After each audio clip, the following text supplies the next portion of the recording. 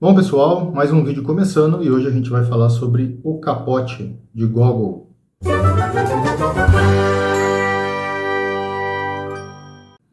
Nikolai Vassilievich Gogol, para ser mais preciso, é o nome do nosso autor de hoje.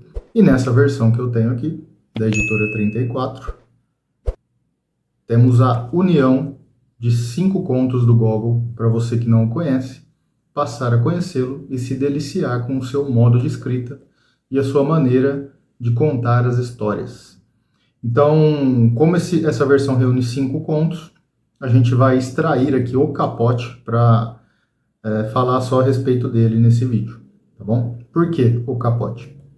Porque ele fala muito ali do Gogol, ele fala muito da vida na Rússia naquele período, né? Vale destacar também que Gogol ele nasceu no que seria hoje o território ucraniano, né? Existe até uma celeuma aí sobre qual seria a nacionalidade do Gogol, mas afora isso, é um autor que vale muito a pena, influenciou muito ali a Rússia na primeira metade do 19. Inclusive Dostoiévski chegou a afirmar que todos nós, se referindo aos autores russos do seu período, saíram do capote de Gogol. E se Dostoiévski disse isso, nada mais interessante do que lermos o capote e resenharmos ele aqui no canal, tá bom? Então, como eu disse, o Gogol ele faz, né? Ele fala muito ali sobre a vida, né? Do cotidiano russo naquele período do regime de Nicolau I, inclusive.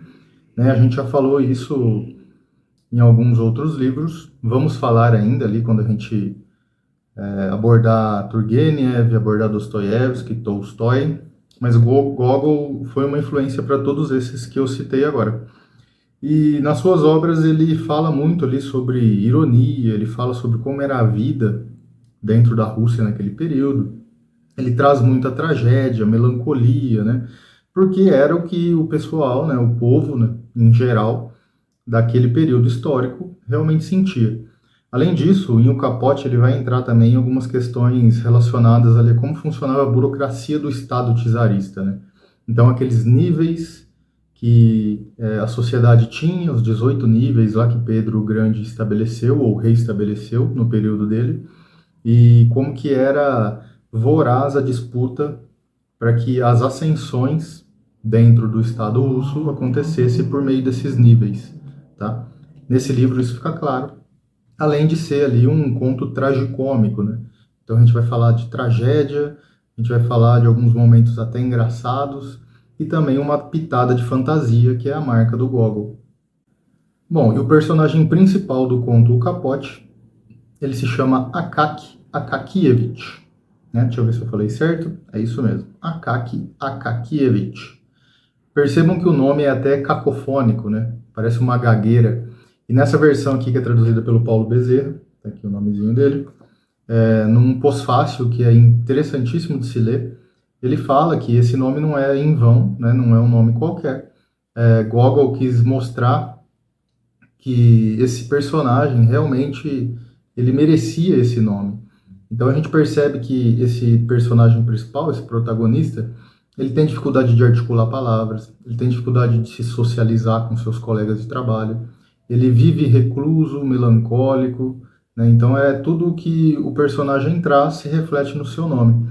Inclusive, né, ele fala aqui, eu até vou ler aqui o que eu marquei, que esse nome cacofônico, Akaki Akakievich, junto com o sobrenome dele, que tem um termo que remete a sapato, mostra de fato como que o Akaki ele nasceu para ser um autêntico humilhado, né? Porque ele é pisado por todos, às vezes ele não é visto, né? Não faz falta, e esse nome que remete a uma gagueira mostra o quão humilhado esse personagem é e o quão ofendido ele pode ser, inclusive com o seu sobrenome, que se remete a sapato.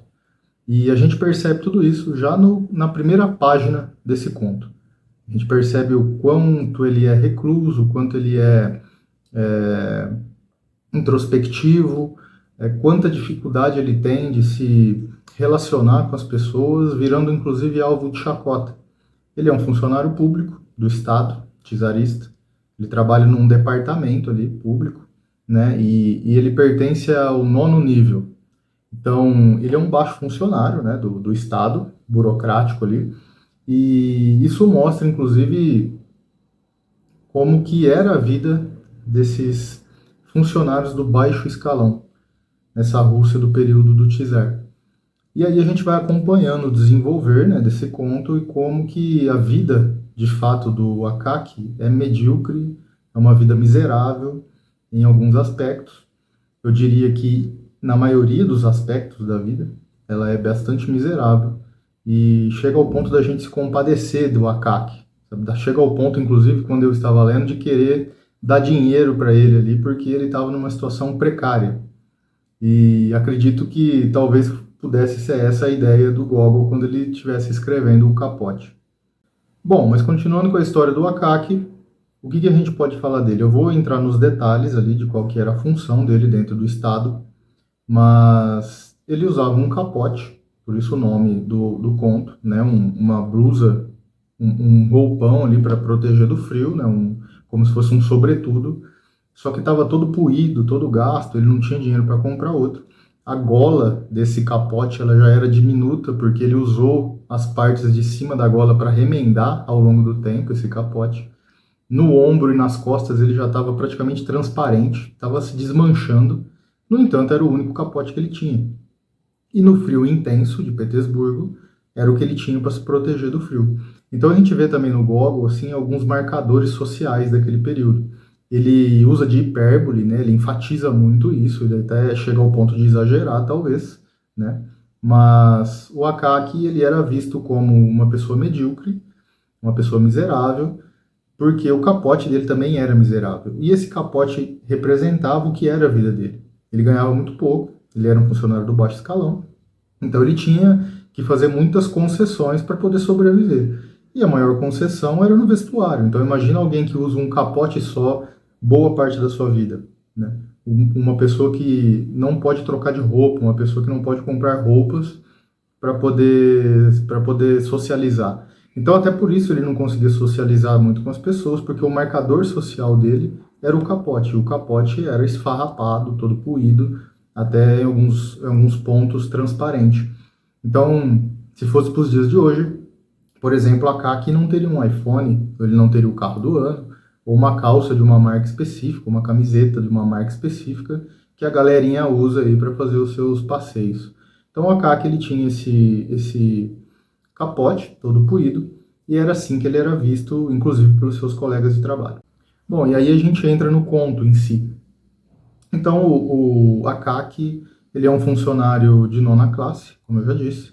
Ele realiza o cargo de conselheiro titular, e no trabalho dele a única coisa que ele faz é realizar cópias de documentos. E ele gosta tanto do que ele faz que ele é caprichoso com as letras, ele tem todo um apaixonamento pelo trabalho dele, de ser claro no que ele escreve, de fazer essas cópias, ao ponto dele levar trabalho para casa, porque ele se deleita, né, em relação a quanta qualidade tem o seu trabalho, quanto esmero ele põe naquilo. E Paulo Bezerra ele chega a falar até no pós-fácil aqui que ele tem uma relação erótica com o trabalho, né? Porque o Akaki, veja bem, ele é sozinho, ele é miserável, ele é melancólico, ele mora num quartinho sozinho, faz muito frio, né? Ele se aquece pouco, o capote dele é todo puído, ele não consegue se aquecer adequadamente, ele tem ali uma troca de roupa, é, ele come sopa ali para poder economizar dinheiro, né? Então, o único deleite que ele tem é o trabalho. E ele leva esse trabalho até para casa. Então, ele não tem namorada, ele não tem companheiro, ele não tem amigos. Ele vive ali recluso e o único ponto de escape dele é o próprio trabalho. Então, ele faz esse trabalho com uma paixão grande, leva trabalho para casa, porque o deleite dele é realmente trabalhar. E, inclusive, no trabalho ali, todos caçoam dele, brincam com ele, e tiram ele de chacota. Tem algumas passagens que até são engraçadas em alguns aspectos. Mas um chefe dele, né, desse departamento, certa feita, tentou fazer ele mudar de cargo, para ele tentar evoluir. E deu ali algo para ele criar. E tamanho foi o sofrimento do Akaki que ele falou, não, não, eu quero só copiar. Me dá cópias para fazer, porque a minha vida é criar cópias, eu não consigo criar nada. É um sofrimento tremendo para mim isso. Estou bem onde eu estou, me deixa quieto aqui e só me dê documentos para copiar. E foi isso que ele fez a vida toda dele enquanto conselheiro titular de 9º nível ali, dentro do estado burocrático do Czar. Pois bem, Akaki, ele cria consciência que o seu capote ali, ele precisa de uma reforma. Ele já era todo remendado, todo reformado, mas mesmo assim ele precisava reformá-lo novamente.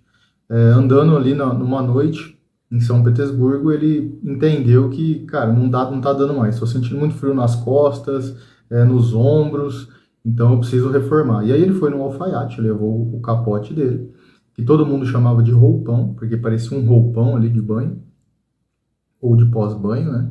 E ele vai até o alfaiate observa, analisa, estende o roupão, é ali solene, né, no seu trabalho, mas dá a notícia que ele mais, assim, que ele menos esperava, talvez. O roupão dele não tinha mais jeito, não tinha como, porque se ele fosse remendar, o negócio ia desmanchar, não tinha... Se o alfaiate prezasse pelo seu trabalho, ele não reformaria, porque não ia ficar bom. Não daria para reformar, e o Akaki precisaria de um roupão não, de um capote novo. E ele não tinha dinheiro, ganhava muito pouco, então ele começou a fazer mais concessões ainda na sua vida, né? Ele começou a deixar de jantar, ele não usava mais velas para economizar, ele tentava ali, de certo modo, aproveitar a luz de outros cômodos de onde ele morava, ali, de outros moradores, ou do saguão, né, do prédio onde ele morava, para poder ter luz, porque ele evitava gastar com vela, gastar com jantar. Diz ainda Gogol que ele caminhava de maneira mais leve pela rua para gastar menos sapato. Então, ele passa a viver dessa forma. Ele até recebe ali um prêmio no trabalho, então ele consegue aos poucos juntando, passam-se meses para ele juntar ali uma quantia, né, que a hora que a gente olha essa quantia, talvez para a maioria de nós seria irrisória, mas tamanha a miséria desse nível social na Rússia, ele levou meses para juntar o valor correto, e mesmo assim ele teve que pechinchar com o alfaiate para conseguir. Mas enfim, ele consegue, encomenda esse capote novo, compra ali os tecidos, define como que vai ser a gola, os botões, como que vai ser o forro, e leva para o alfaiate. Enfim, o alfaiate termina esse capote. Leva o capote até a casa do Akaki, e lendo, parece que é uma solenidade o que está acontecendo ali, né? Porque o Akaki recebe esse capote, ele coloca com todo esmero, ele fica impressionado com a qualidade, e ali nasce talvez um novo Akaki. É como se ele tivesse ascendido socialmente a partir do momento que ele coloca o seu novo capote. Agora imaginem só, né? A gente se sentir melhor, mais aceito socialmente, justamente por conta só de uma roupa, né? Então, vá vendo como o Gogol ele faz também a sua crítica ali aos marcadores sociais daquele período e que a gente pode facilmente transportar para o nosso período, tá? É só pensar um pouquinho e a gente consegue fazer isso.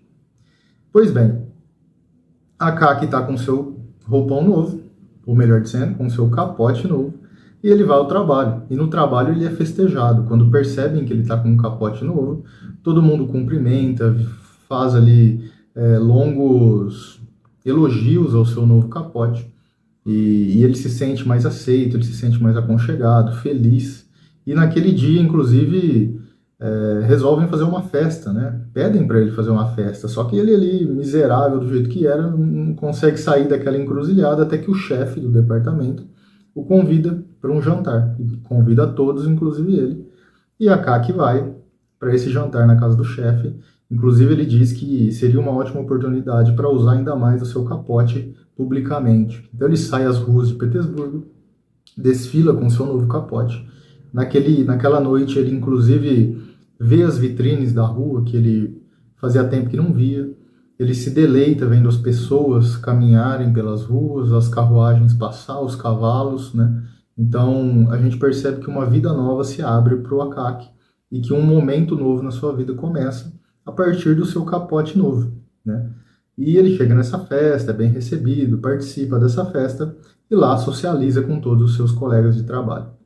Bom, ele interage com todo mundo e resolve voltar para casa. Então ele sai ali, sem ninguém ver, para não correr o risco de manterem ele preso na festa. Ele sai de fininho, né, a francesa, como muitos falam, e volta para casa. E nesse voltar ele começa de novo a apreciar, né, todos que estão pela rua, apreciar a noite de Petersburgo, até o momento em que ele passa por uma praça. É uma praça mais isolada, não tem mais ninguém. E nesse ponto ele começa a sentir um pouco de medo, e esse medo era justificável porque o Akaki foi assaltado. Vejam só, no melhor momento da sua vida, há muito tempo, ele é assaltado. E adivinhem o que roubam de Akaki Akakievich? Justamente o seu novo capote. Seu capote é roubado, ele fica transtornado, ele não sabe o que fazer, procura por ajuda do guarda, o guarda não consegue ajudá-lo, ele é abandonado, ele é deixado ali às traças e só pode voltar para casa. E ao voltar para casa, o que ele faz? Ele precisa usar o seu velho roupão que estava ali guardado, o seu velho capote, também chamado de roupão por aqueles que tiravam sarro de Akaki. Ou seja, em uma única noite, todo o sonho dele, todo o seu objeto de desejo, todo o significado da sua vida vai embora e ele fica ali apenas chorando e melancólico, ele dorme. Ele não vai ao trabalho no outro dia, e é a primeira vez que ele falta ao trabalho, porque ele resolve ir à polícia, ele resolve dar parte, ele precisa daquele capote, aquilo era tudo que ele tinha, mas ele não consegue, o sistema burocrático é muito ruim, até que um amigo, né, um colega ali de trabalho, decide falar para ele procurar alguém que realmente possa ajudá-lo, um figurão, né, e essa pessoa realmente é chamada de figurão. É uma pessoa que já era de um nível superior, dentro das classes, e ela poderia ajudá-lo. Inclusive, ao procurar esse tal figurão, ele faz ali de toda a cerimônia, ele não recebe logo de cara o Akaki, ele fica enrolando para parecer mais importante, para parecer que não é qualquer um que pode falar com ele. E quando o Akaki finalmente consegue falar com ele está com um amigo no seu gabinete. E o Akaki, por ser muito introspectivo, ele fica com receio até, né, de expor o que ele precisava.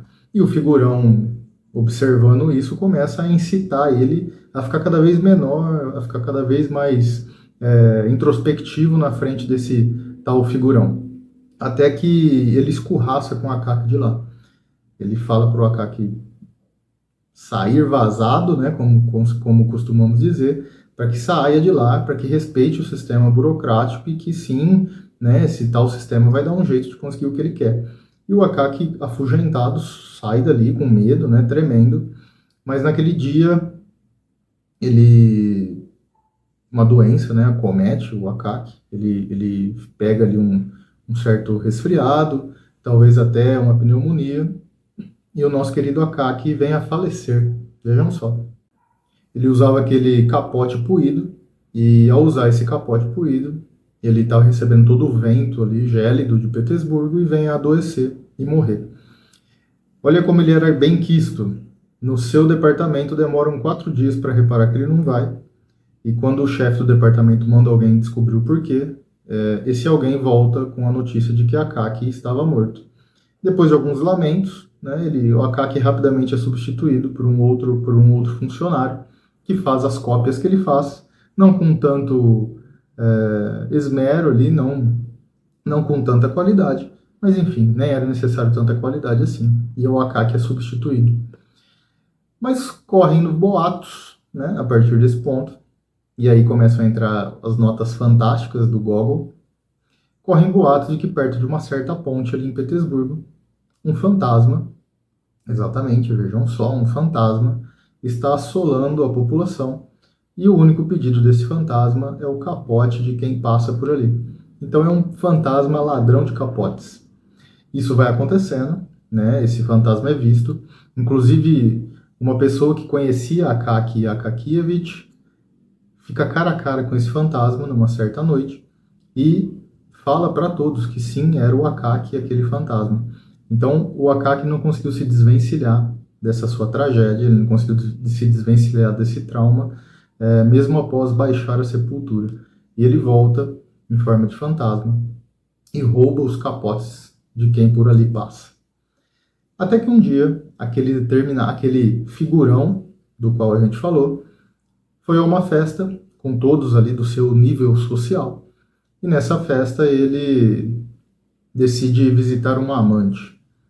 Nessa visita ele põe o seu capote, pega um trenó e é levado à casa dessa amante.